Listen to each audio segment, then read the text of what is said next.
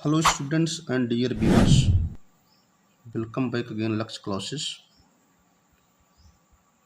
Today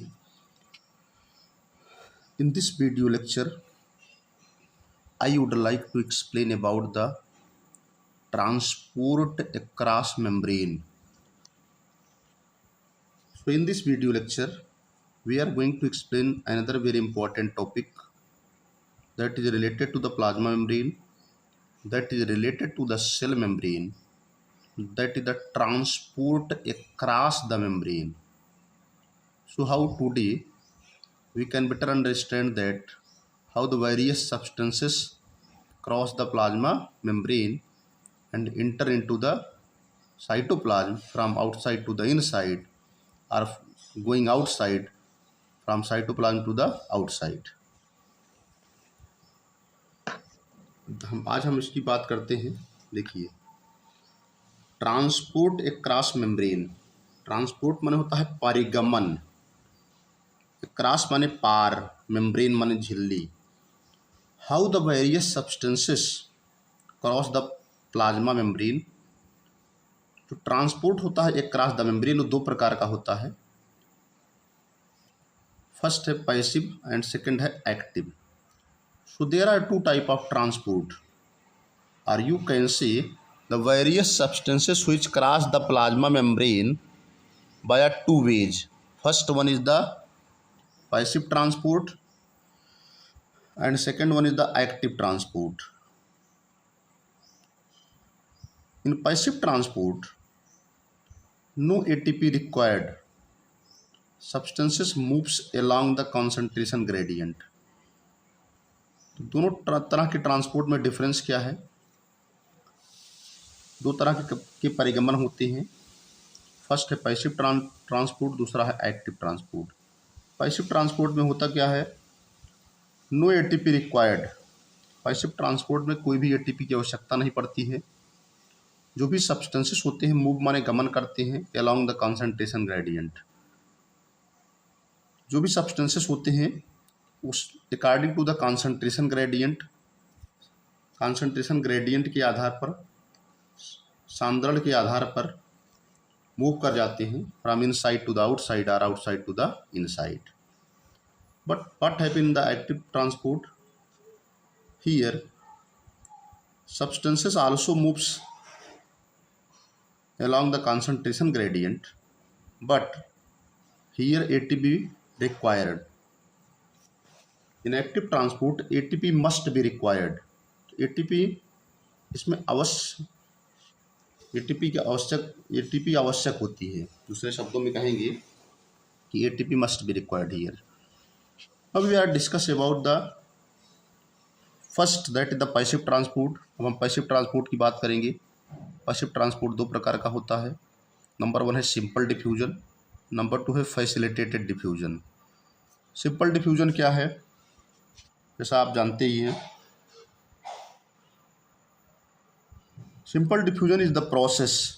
अगर हम simple diffusion की बात ऐसे ही बताएं आपको definition, simple diffusion is the process in which the substances moves through a semi-permeable membrane or in a solution without any help from the other transport protein. तो simple diffusion में क्या होता है? Simple diffusion is a process, इसको ऐसे ही note कर लीजिए आप लोग। Simple diffusion is a process in which the Simple diffusion is the process in which the substances moves through a semi-permeable membrane or in a solution without any help from the transport protein. Simple diffusion एक प्रक्रिया होती है जिसमें कोई भी substance semi permeable membranes के द्वारा cross करता है अथवा कोई भी solution without any help from the transport protein, अथवा कोई भी विलयन जो कि प्लाज्मा मेम्ब्रेन को क्रॉस करता है बिना किसी ट्रांसपोर्ट प्रोटीन की मदद के। We have to be keeping in mind that simple diffusion is the process in which the substances moves through a semi permeable membrane without any help of the transport protein, that is known as simple diffusion. Okay, अब इसमें कैसे है, oxygen है, carbon dioxide है, going in side and outside of the membrane. जैसे oxygen है, carbon dioxide है, वो मेम्ब्रेन के अंदर जाती हैं, और मेम्ब्रेन के अंदर का मतलब जाती हैं साइटोप्लाज्म में, फिर वहाँ से जाती हैं आउटसाइड यानी बाहर। ठीक है, अब होता क्या है, जो बायोलॉजिस्ट होते हैं वो डिफाइन करते हैं क्या, most of the biologist define osmosis as a diffusion. बहुत सारे बायोलॉजिस्ट क्या करते हैं, they define osmosis as a diffusion. Osmosis as the diffusion of water across the selectively permeable membrane. यहाँ पर दिखाया गया है सिंपल डिफ्यूजन में, यहाँ एरो बनी है, ऑस्मोसिस दिखाया गया है ना।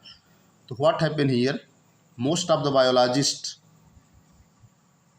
define osmosis as the diffusion of water across the plasma membrane across the selectively permeable membrane। ठीक है, तो बहुत सारे बायोलॉजिस्ट क्या करते हैं, ऑस्मोसिस को डिफाइन करते हैं डिफ्यूजन के रूप में, जिसमें वाटर जो होता है क्रॉस करता है किसके द्वारा, सेलेक्टिवली परमिएबल मेम्ब्रेन के द्वारा। इसके अलावा आपका है मूवमेंट ऑफ न्यूट्रल मॉलिक्यूल्स, जो मूवमेंट होते हैं किसके, न्यूट्रल मॉलिक्यूल्स की, जैसे आपका H2O है, अमोनिया है, CO है, एनायन है, साइनाइड है। ठीक है, ये सारे मॉलिक्यूल्स हैं,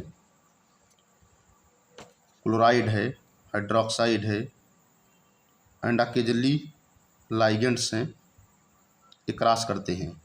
तो so first kind of that is the simple diffusion. Simple diffusion में मैंने पहले ही बताया आपको, अगर कोई पूछेगा what is simple diffusion, passive transport कितने प्रकार का होता है, तो आप बताएंगे 2 प्रकार का होता है।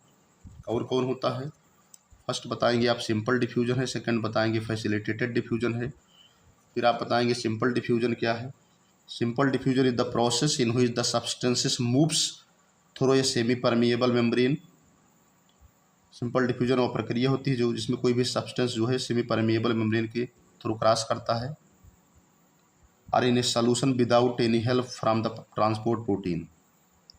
अथवा कोई भी सॉल्यूशन जो है वह प्लाज्मा मेम्ब्रेन को क्रॉस करता है बिना किसी ट्रांसपोर्ट प्रोटीन की मदद की, उसको सिंपल डिफ्यूजन कहा जाता है। जैसे ऑक्सीजन है, देखिए ऑक्सीजन है, कार्बन डाइऑक्साइड है, जैसे ये देखिए ये प्लाज्मा मेम्ब्रेन की फास्फोलिपिड बाइलेयर है, ये फर्स्ट फास्फोलिपिड मॉलिक्यूल है, सेकंड है, तो ये पूरा फास्फोलिपिड बाइलेयर बनी हुई है। तो कोई भी जैसे ऑक्सीजन है तो यहाँ से अंदर आ जाएगी, बाहर से अंदर आ जाएगी, अंदर से बाहर चली जाएगी। तो कार्बन डाइऑक्साइड है, ऑक्सीजन है, वो आराम से inside to the outside, outside to inside और inside to outside easily way में क्रॉस कर जाती हैं, चाहे ऑक्सीजन हो चाहे कार्बन डाइऑक्साइड हो। ठीक है, मेम्ब्रेन को पार करके चली जाती हैं due to the process of simple diffusion. But there are certain biologist or you can say some biologist, we can not see only some biologist, we can see that biologists define osmosis as the diffusion। कुछ biologist ने osmosis को diffusion के रूप में परिभाषित किया। उन्होंने बताया कि the diffusion of water across the semi permeable membrane, उन्होंने बताया कि जो वाटर का डिफ्यूजन होता है सेमी परमिएबल मेम्ब्रेन के द्वारा, ऑस्मोसिस प्रक्रिया के द्वारा होता है, लेकिन वह भी सिंपल डिफ्यूजन में आता है। तो इस ऑस्मोसिस में मूवमेंट ऑफ न्यूट्रल मॉलिक्यूल भी हैं, जिसमें मैंने सारे नाम आपको मेंशन किए। They can also cross the plasma membrane without any mediation of the transport protein, they can easily cross the plasma membrane. Second है फैसिलिटेटेड डिफ्यूजन, जैसा मैंने पहले ही बताया, transport with the help of protein. इसमें जो transport होता है प्रोटीन की मदद से होता है। एक होती है चैनल प्रोटीन, दूसरी होती है कैरियर प्रोटीन। आप देख रहे हैं यहाँ एक पंप बनी हुई है, यहाँ गार्ड लिखा हुआ है, एग्जाम्पल है सोडियम पोटेशियम पंप है। सोडियम पोटेशियम पंप में होता क्या है आप जानते ही हैं, इसमें एक एटीपी खर्च करते हैं तो 2 पोटेशियम अंदर आता है और 3 सोडियम बाहर जाता है। तो यहाँ से 3 सोडियम बाहर जाएंगे, 3Na+ बाहर जाते हैं, और यहाँ से अगर हम देखा जाए तो आता क्या है, 2 पोटेशियम, 2 पोटेशियम आते हैं, 3 सोडियम बाहर जाते हैं। ठीक है, 2 पोटेशियम को अंदर खींचते हैं, 3 सोडियम बाहर जाते हैं। ये जो पंप यहाँ दिखाई गई है ये सोडियम पोटेशियम पंप है। ये आगे देखिए, यहाँ पर एक चैनल दिख रहा है, ये चैनल प्रोटीन है, इसका नाम है वाटर चैनल। वैसे तो देखिए फैसिलिटेटेड डिफ्यूजन कोई पूछेगा तो आप ऐसे बताएंगे, if any person ask to you about the facilitated diffusion, तो फैसिलिटेटेड डिफ्यूजन का मतलब किसी भी सब्सटेंस को अगर प्लाज्मा मेम्ब्रेन को क्रॉस करना है, किसी भी मॉलिक्यूल को क्रॉस करना है, तो उसे फैसिलिटी चाहिए, उसे सुविधा चाहिए। सुविधा किस रूप में चाहिए? प्रोटीन की चाहिए। बिना प्रोटीन की सुविधा को ट्रांसपोर्ट नहीं कर पाएगा। So the transport with the help of protein is known as facilitated diffusion. It is further divided into 2 category. First one is the channel protein, second one is the carrier protein. Channel protein में क्या होते हैं? इसका example है aqua protein, 8 molecule of aqua protein. Carrier protein का example है flavoprotein या फेडी और यूबिक्विनोन। चैनल प्रोटीन में देखिए, ये चैनल प्रोटीन है। वाटर जो है एक तो सिंपल डिफ्यूजन के द्वारा, ऑस्मोसिस के द्वारा जो है प्लाज्मा मेम्ब्रेन को क्रॉस कर सकता है, आउटसाइड टू द इनसाइड और इनसाइड टू द आउटसाइड। दूसरा वाटर जो है इस चैनल प्रोटीन के द्वारा, देखिए रेड कलर दिख रहा है, यहाँ दिख रहा है, वाटर इस चैनल प्रोटीन के द्वारा, एक्वा प्रोटीन के द्वारा क्रॉस करता है प्लाज्मा मेम्ब्रेन को। देखिए इनसाइड से आउटसाइड बाहर दिखाया जा रहा है, इसको क्रॉस करके बाहर जाएगा। So the water moves outside to the inside और inside to the outside either by the process of the osmosis through the simple diffusion, or they have to be cross the plasma membrane with the help of water channel that is made up of the 8 molecule of the aqua protein। अथवा जो 8 molecule aqua protein के बने होते हैं, जो channel protein बनाते हैं, उनके द्वारा वाटर जो है आउटसाइड से इनसाइड अथवा इनसाइड से आउटसाइड जा सकता है। ये हो गया, ध्यान दीजिएगा इन सबको। बाकी ये देखिए, दूसरा है कैरियर प्रोटीन, फ्लेवो प्रोटीन है या फेडी है, यूबिक्विनोन है, ये जो आपके कैरियर प्रोटीन है। कैरियर माने ले जाने वाले, किसी भी सब्सटेंस मॉलिक्यूल से इस साइड से कैच करेंगे, कैच करने के बाद इनका कन्फर्मेशन चेंज हो जाएगा, रोटेट हो जाएंगे, सब्सटेंस इस साइड आ जाएगा और चला जाएगा साइटोप्लाज्म में, इसको कहते हैं कैरियर प्रोटीन। ठीक है, आगे बढ़ते हैं। तो कैरियर प्रोटीन क्या करते हैं? किसी भी मॉलिक्यूल को इस साइड देखिए, कोई भी सब्सटेंस इसे अटैच किया और उसके बाद तुरंत ही इनका कन्फर्मेशन देखिए यहाँ रोटेट हो गया, चेंज हो गया। जो सब्सटेंस आउटसाइड था वो कन्फर्मेशन चेंज होने के बाद आ गया इनसाइड। तो इस तरह से कैरियर प्रोटीन क्या होती हैं? First of all they attach to the carrier molecule, जिससे उनको ले जाना है, जिनको ट्रांसपोर्ट करना है, उससे अटैच कर लेंगी और अटैच करने के बाद वो अपने कन्फर्मेशन को चेंज करेंगी, जिससे वह मॉलिक्यूल, वह सब्सटेंस आउटसाइड से इनसाइड आ जाएगा और पहुंच जाएगा साइटोप्लाज्म में। So facilitated diffusion is completed with the help of 2 protein. First one is the channel protein and second will be the carrier protein. अगला है एक्टिव ट्रांसपोर्ट। हम बात करते हैं एक्टिव ट्रांसपोर्ट की। एक्टिव ट्रांसपोर्ट क्या है? देखिए, एक्टिव ट्रांसपोर्ट जैसे मैंने बताया ही, in active transport what happen here's, ATP used. Active transport में एटीपी यूज होती है, इसमें कोई दो राय नहीं, इफ्ट नहीं है। ATP is used with the help of protein, इसमें एडोसिन ट्राइफॉस्फेट यूज होती है with the help of protein. अब देखिए, substance moves against the concentration gradient from the lower to the higher concentration. Active transport वहीं पर होगा जहाँ पर कोई भी मॉलिक्यूल जो है लोअर कंसंट्रेशन से हायर कंसंट्रेशन की ओर मूव करेगा। When any substances they have to be move from the region of the lower concentration to the region of the higher concentration, then such kind of transport is known as active transport. जब कोई भी molecule जो है lower concentration gradient से higher concentration gradient की ओर move करेगा, तो इस तरह के ट्रांसपोर्ट को जो है एक्टिव ट्रांसपोर्ट कहते हैं। इसका एग्जांपल है सोडियम पोटेशियम पंप। यहाँ पर ऊपर दिखाया गया है सोडियम पोटेशियम पंप। देखिए यहाँ पर 2 मॉलिक्यूल पोटेशियम के अंदर आते हैं और 3 पोटेशियम के मॉलिक्यूल जो है 3 सोडियम मॉलिक्यूल बाहर जाते हैं। इसका कारण क्या है? सोडियम आयन जो है बहुत ज़्यादा एबंडेंट होता है। ध्यान दीजिए, जो sodium ion is most abundant intracellular ion. Sodium ion जो होता है बहुत ज़्यादा, मोस्ट माने बहुत ज़्यादा, एबंडेंट माने प्रचुर मात्रा में, इंट्रासेलुलर माने कोशिका के अंदर पाए जाने वाला आयन है। And sodium is less abundant.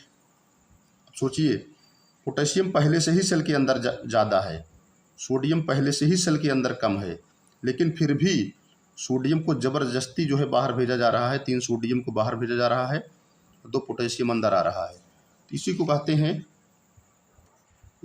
हैं सोडियम पोटेशियम पंप। इसी को कहते हैं एक्टिव ट्रांसपोर्ट, यानी जिसका कंसंट्रेशन पहले से ही कम है उसी को जो है बाहर भेजा जा रहा है। ठीक है, लोअर टू हायर कंसंट्रेशन, यानी पहले से ही सोडियम का कंसंट्रेशन सेल के अंदर कम है, फिर भी सोडियम को बाहर ट्रांसपोर्ट किया जा रहा है। पोटेशियम जिसका कंसंट्रेशन पहले से ही सेल के अंदर ज़्यादा है वो सेल के अंदर आ रहा है। तो यहाँ पर लिखा है, यहाँ पर मेंशन किया गया है, ध्यान दीजिए, एकदम क्लियरली मेंशन है। It is very clearly mentioned here.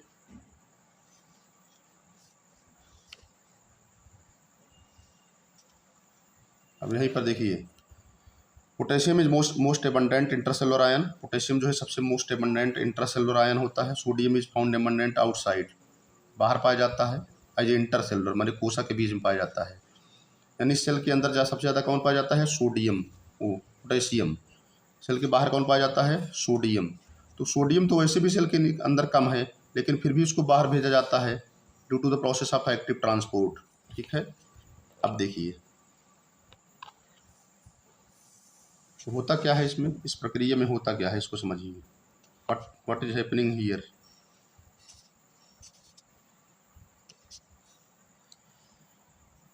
Cell जो कोशिका होती है 1 ATP स्पेंड खर्च करती है। कोशिका एक ATP खर्च करती है। K+ आयन को अंदर की ओर खींचती है, पोटेशियम आयन को जो है ज़बरदस्ती अंदर की ओर खींचती है, और जोर ज़बरदस्ती करके किसके खिलाफ? Again the concentration gradient move करना है। ठीक है, एक्चुअली होता क्या है देखिए, ध्यान से समझिए। अब आपको पता है, इसमें बहुत ज़्यादा ऐसे एक लाइन में आप क्लियरली समझ जाएंगे कि सेल के अंदर कंसंट्रेशन किसका ज़्यादा है? सेल के अंदर कंसंट्रेशन ज़्यादा है किसका? पोटेशियम का। सेल के बाहर किसका कंसंट्रेशन है? सोडियम का। ठीक है, अब जब सेल के अंदर ऑलरेडी पहले से ही पोटेशियम ज़्यादा है, सेल के बाहर जो है सोडियम जो है क्या है? कम है, फिर भी एक ATP खर्च करके पोटेशियम को अंदर की ओर ले आया जाता है, और उस दूसरे शब्दों में सोडियम जो कि ऑलरेडी कम है सेल के अंदर, उसको ज़बरदस्ती सेल से बाहर ले जाया जाता है। इस तरह से 2 पोटेशियम अंदर आते हैं और 3 सोडियम बाहर जाता है। तो यहाँ पर एक कंक्लूजन लिखा है, very very important. Sodium potassium pump में 1 ATP खर्च करके 2 पोटेशियम अंदर खींचते हैं और 3 सोडियम बाहर जाते हैं। तो यहाँ से क्वेश्चन आता है, वेरी वेरी मोस्ट इम्पॉर्टेंट।